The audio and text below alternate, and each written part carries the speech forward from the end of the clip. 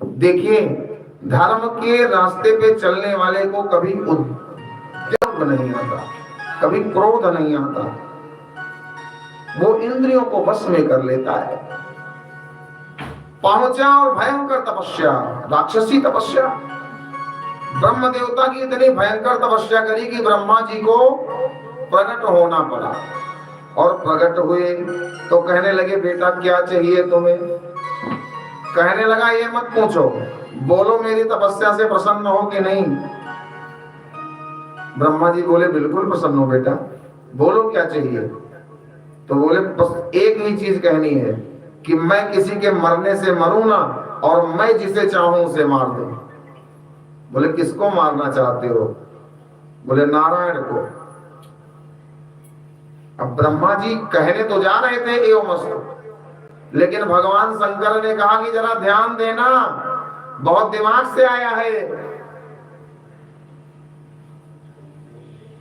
ब्रह्मा जी सोचने लगे तो कहने लगा, सोचो मत, अगर देना है तो हाँ बोलो, नहीं शंकर जी बैठे हैं उनका नाम लूंगा, और वो बड़े सीधे हैं, उनके सामने नाचूंगा, मृदंग बजाऊंगा, अपने आप प्रसन्न हो जाएंगे।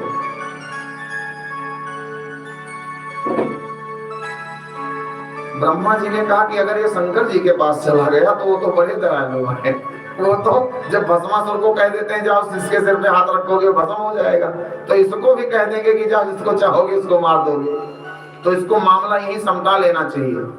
ब्रह्मा जी ने कहा, बेटा एक काम कर, तू ना मरने के जगह पे 1000 वरदान मांग ले। रावण ने भी तो यही किया था। रावण ने कहा भगवान से कि हम काहू के मरही न मारे, हम काहू के मरही न मारे, हम काहू के मरही न मारे, हम काहू के मरही न मारे, बानर मनोज जाति दुहि वाहरे, बानर मनोज जाति दुहि वाहरे। हम किसी के मारने से न मरे। ब्रह्मा जी ने कहा कि देखो, ये तो नहीं कह सकता कि किसी के मारने से नहीं मरोगे, लेकिन कोई ऑप्शन ले लो, किसी एक दो को तो छोड़ दो। तो कहने लगा, जाओ बांदर और मनुष्य को छोड़ दो। वो जानता था कि बंदर और आदमी में कभी दोस्ती हो ही नहीं सकती, और जब तक दो मिलेंगे नहीं तीसरे को मार नहीं पाएंगे, और बांदर मनुष्य एक जैसे होते, इनको चाहे जब अपने कब्जे में ले लो। लेकिन उसको नहीं पता था कि भगवान सारी सृष्टि में अपने नियम को बदल देते हैं।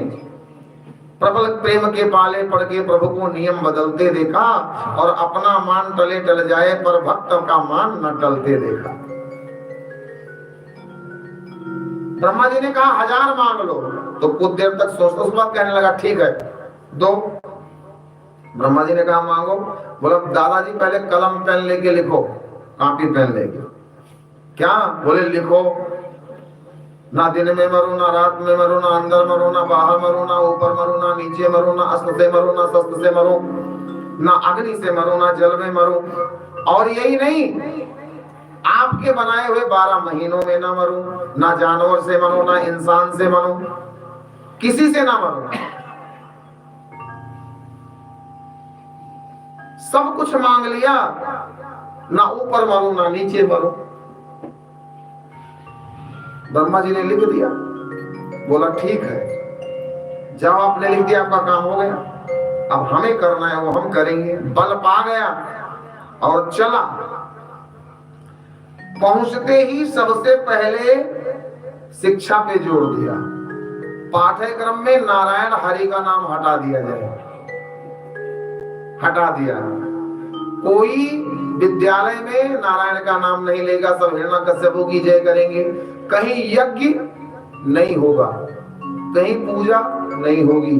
जो यज्ञ पूजा करता हुआ पाएगा उसको मृत्युदंड दे दिया जाएगा।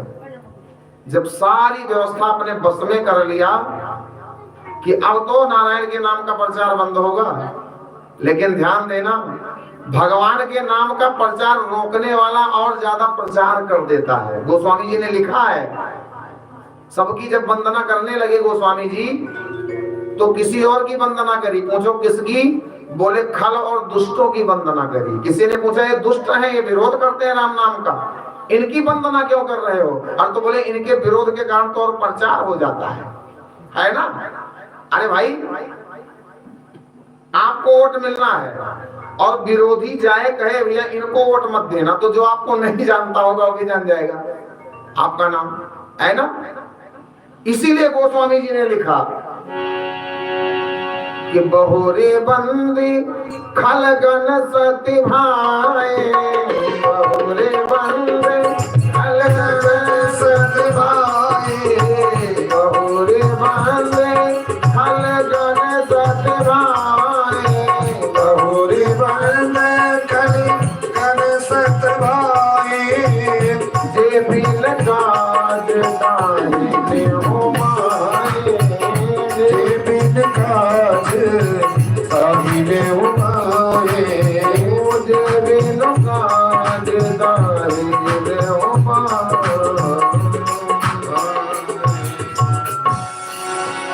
हम उन दुष्टों की वंदना करते हैं जो भगवान के कार्य में बिना काम के आगे पीछे लगे रहते हैं, लेकिन बुराई करते हुए भी बड़ाई कर देते हैं।